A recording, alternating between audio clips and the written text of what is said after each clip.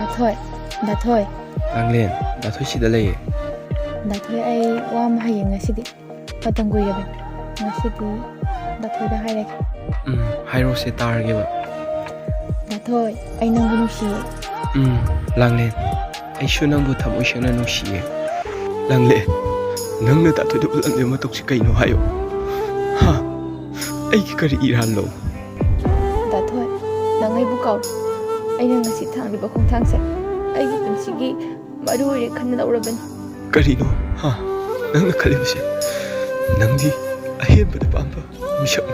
Dathoi, ay shu nangbu nungsi. Nungsi da ba nati. Ay se laina chelabi.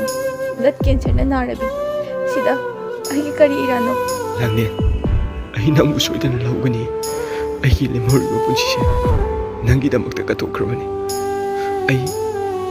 Ay gi lemor ba punsi matekse. Nanga minazagi.